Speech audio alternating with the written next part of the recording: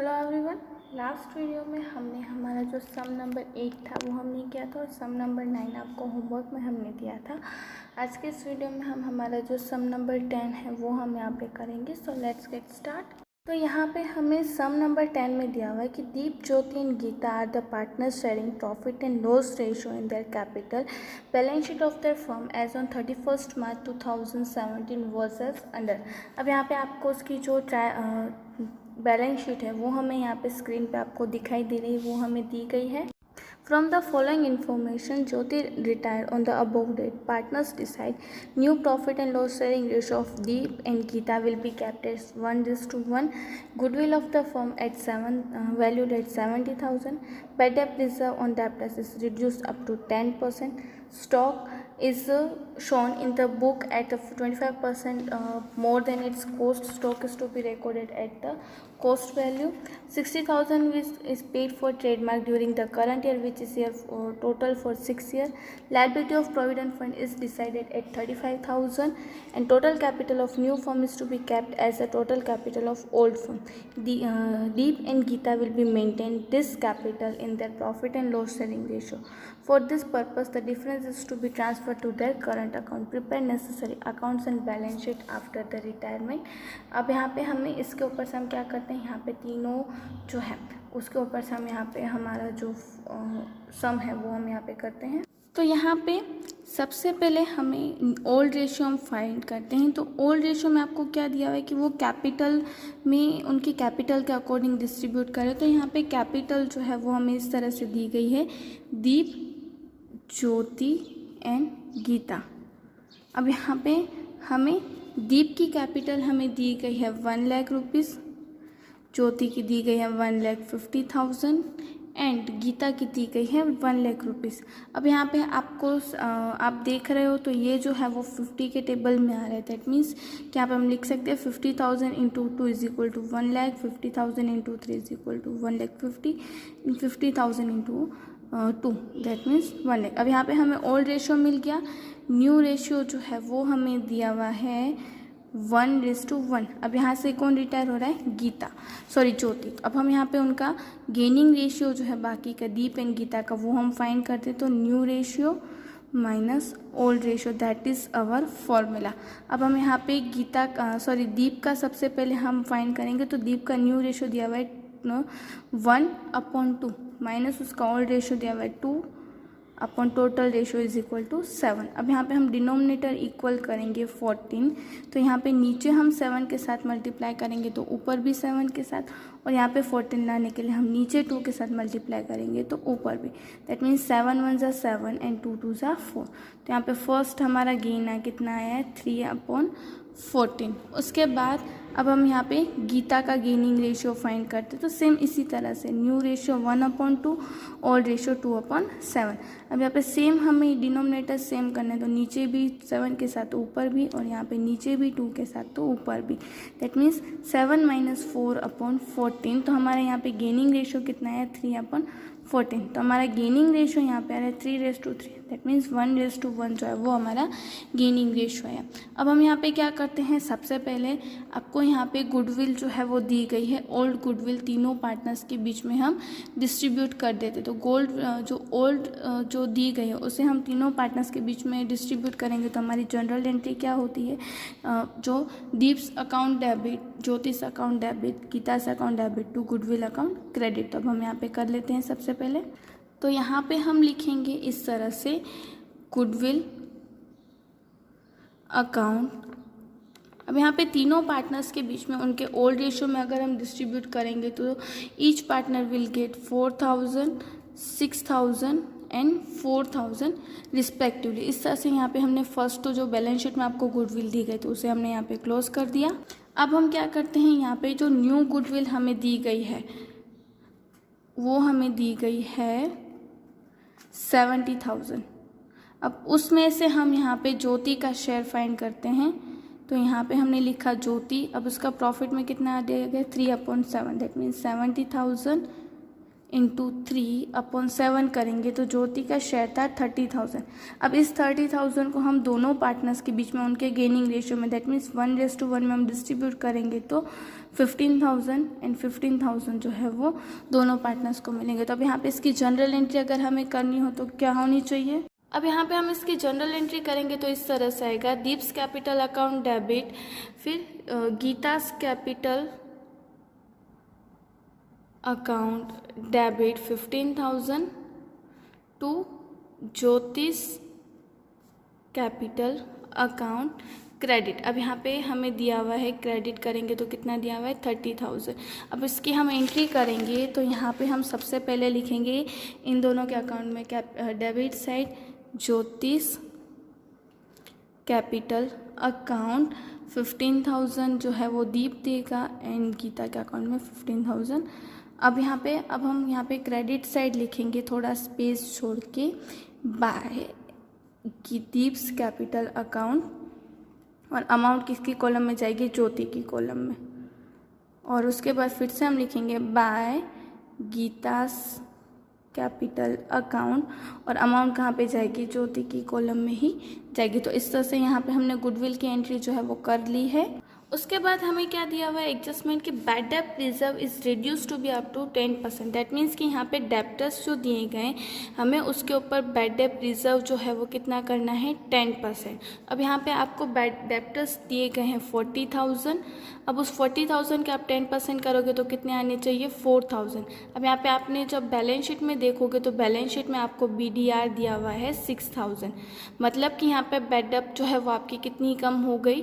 2,000 जो है यहाँ पे हमारा डिक्रीज हो गया। तब हम यहाँ पे बैड डेब्ट रिजर्व अगर हम डिक्रीज करते हैं, दैट मीन्स कि अगर हमारी बैड डेब्ट रिजर्व कम होती है तो कहाँ पे होगी उसकी एंट्री? रीवैल्यूएशन अकाउंट में, क्रेडिट साइड। तो सबसे पहले यहाँ पे हमने रीवैल्यूएशन अकाउंट में लिखा बाय बैड डेब्ट रिजर्व अकाउंट 2,000, और उसकी सेकेंड एंट्री हम कहाँ पे करेंगे? आपको पता है कि बैलेंस शीट में हम डेप्टर्स जो है वो 10% के अकॉर्डिंग माइनस करेंगे। डेप्टर्स हमें दिए गए 40,000 माइनस BDR 4,000 माइनस करेंगे हम तो आउटर कॉलम में आएगा हमारा 36,000। तो इस तरह से यहाँ पे हमारी एंट्री होगी। उसके बाद हमें क्या दिया हुआ है कि the stock is shown in the books at a 25% more than its cost, stock to be recorded at the cost value. अब यहाँ पे हमें जो है स्टॉक जो है वो आपको दिया हुआ है कि कॉस्ट वैल्यू उसकी मार्केट वैल्यू से ज़्यादा दी गई है। तो अब हम यहाँ पे देखते हैं। अब यहाँ पे उसके बाद हमें नेक्स्ट एडजस्टमेंट दी गई है कि 60,000 is paid for trademark which is for 6 year. अब यहाँ पे आपको पता है कि हमें ट्रेडमार्क की वैल्यू दी गई 60,000, वो कितने ईयर के लिए? 6 ईयर के लिए। दैट मीन्स पर ईयर हमें यहाँ पे कितना पेमेंट करना पड़ेगा? 10,000। अब ट्रेडमार्क हमारी करंट असेट्स, अब उसके कारण इंटेंजिबल असेट्स है तो वो हमारी वैल्यू यहाँ पे कम हो रही है। अगर हम यहाँ पे हमारी वैल्यू कम होती है दैट मीन्स हम कहाँ पे लिखते हैं? रीवैल्यूएशन अकाउंट में, डेबिट साइड। तो सबसे पहले हम यहाँ पे ट्रेडमार्क की एंट्री करेंगे। ट्रेडमार्क 60,000 माइनस रिटर्न ऑफ 10,000, तो आउटर कॉलम में आएगा 50,000, और सेकेंड एंट्री होगी इसकी रीवैल्यूएशन अकाउंट में, डेबिट साइड। हमने यहाँ पे लिखा टू ट्रेडमार्क रिटर्न ऑफ, और यहाँ पे अमाउंट हमारी आएगी 10,000। इस तरह से यहाँ पे लिखा। उसके बाद हमारी नेक्स्ट एडजस्टमेंट दी गई है, provident fund is decided at 35,000। अब यहाँ पे आपको जो बैलेंस शीट है उसमें प्रोविडेंट फंड दिए गए 32,000, बट हमने लाइबिलिटी डिसाइड की है 35। दैट मीन्स हमारी लाइबिलिटी बढ़ रही है। अब लाइबिलिटी बढ़ती है तो हम उसकी एंट्री कहाँ पे करते हैं? रीवैल्यूएशन अकाउंट में, डेबिट साइड। तो हमने यहाँ पे रीवैल्यूएशन अकाउंट में डेबिट साइड लिखा है प्रोविडेंट फंड अकाउंट। अमाउंट कितनी आएगी? 3,000 रुपीज़ जो है वो हमारी अमाउंट बढ़ रही है इस तरह से। और इसकी सेकेंड एंट्री हम करेंगे यहाँ पे ही बैलेंस शीट में, लायबिलिटी साइड हमने लिखा है प्रोविडेंट फंड, अमाउंट हमारी आएगी 35,000। इस तरह से यहाँ पे हमने एंट्रीज कर दी। उसके बाद हमें दिया है कि total capital of new firm is to be kept as the total capital of old firm. मतलब कि यहाँ पे आपको बैलेंस शीट में जो टोटल कैपिटल ओल्ड फर्म की दी गई है वही हमें same it is new firm की रखनी है। उसके लिए जो भी एडजस्टमेंट होगा वो एडजस्टमेंट हमें क्या करना है, उनके करंट अकाउंट में से मेंटेन करना है, और जो कैपिटल लेके आएंगे उसे हमें यहाँ पे उनके न्यू शेयर रेशियो जो है उसमें डिस्ट्रीब्यूट करना है।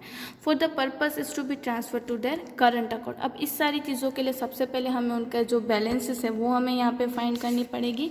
तो अब हम यहाँ पे क्या करते हैं, ये हमने एंट्री कर लिया। अब हम हमारी जो बैलेंस शीट है उसको हम यहाँ पे सॉल्व करते हैं। तो सबसे पहले हमें बैलेंस शीट में दी गई है कैपिटल साइड की हम एंट्री करेंगे, तो बैलेंस BD। तो यहाँ पे बैलेंसेस हम लिखेंगे बाय बैलेंस BD हमने लिखा है 1,50,000 एंड 1 लाख। उसके बाद दिया हुआ है जनरल रिजर्व। इस जनरल रिजर्व को हम तीनों पार्टनर्स के बीच में उनके ओल्ड रेशियो में हम डिस्ट्रीब्यूट यहाँ पे करेंगे। तो यहाँ पे हम डिस्ट्रीब्यूट करेंगे तो यहाँ पे इसकी एंट्री होगी पार्टनर्स कैपिटल अकाउंट में credit side general reserve account 8,000, 12,000 and ₹8,000 जो है वो तीनों पार्टनर्स को इस तरह से यहाँ पे जनरल रिजर्व के अमाउंट जो है वो हमने एंट्री कर दी है। उसके बाद हमें यहाँ पे दिए गए हैं क्रेडिटर्स। तो क्रेडिटर्स की एंट्री हम करेंगे बैलेंस शीट में लायबिलिटी साइड। यहाँ पे हमने लिखा क्रेडिटर्स, यहाँ पे हमें क्रेडिटर्स दिए गए हैं 60,000। उसके बाद हमें यहाँ पे प्रोविडेंट फंड उसकी एंट्री हमने यहाँ पे कर दी है। गुडविल हमने सॉल्व कर ली है, जो है लैंड एंड बिल्डिंग। तो यहाँ पे हमने लिखा लैंड एंड बिल्डिंग, अमाउंट हमें दी गई है 2,90,000। उसके बाद स्टॉक उसकी एंट्री हमने कर दी है, ट्रेडमार्क की एंट्री हमने कर दी है। फिर हमें यहाँ पे दिया गया है डेप्टर्स उसकी एंट्री कर दी है। फिर है बैंक, तो बैंक की एंट्री यहाँ पे हम करेंगे टू बैलेंस BD। यहाँ पे हमारी बैंक बैलेंस दी गई है 22,000। तो इस तरह से यहाँ पे हमने सारी एंट्रीज कर दी। अब हम हमारे जो अकाउंट्स क्लोज करने हैं वो हम यहाँ पे अकाउंट्स जो है हमारे क्लोज करते हैं। तो आपको क्लियरली दिखाई दे रहा होगा कि यहाँ पे डेबिट साइड का टोटल ज़्यादा आ रहा है। दैट मीन्स कि यहाँ पे जो लॉस होगा हमारा, तो अब हम यहाँ पे लॉस होगा तो हम यहाँ पे टोटल करते हैं। सबसे पहले डेबिट साइड का टोटल करेंगे तो कितना आ रहा है, आप दिखाई दे रहा होगा 23,000। अब इस 23,000 को हमने क्रेडिट साइड भी लिखा और डिफरेंस जो है वो हमने लिखा है बाय कैपिटल अकाउंट, और इससे हम उनके ओल्ड रेशियो में डिस्ट्रीब्यूट करेंगे। दैट मीन्स कि दीप, ज्योति एंड गीता। तो यहाँ पे हमने लिखा, अब यहाँ पे माइनस करेंगे दैट मीन्स 21,000। अब इस 21,000 को हम उनके ओल्ड रेशियो में दैट मीन्स के 2:3:2 में हमने जो डिस्ट्रीब्यूट किया तो तीनों पार्टनर्स को मिल रहे 6,000, 9,000 एंड 6,000। इस तरह से यहाँ पे इसकी एंट्री हुई। अब हम यहाँ पे इसकी एंट्री करेंगे सेकंड पार्टनर्स कैपिटल अकाउंट में डेबिट साइड। यहाँ पे हमने लिखा है to revaluation account 6,000, 9,000 and 6,000 respectively. इस तरह से यहाँ पे हमने एंट्रीज जो है वो कर दी।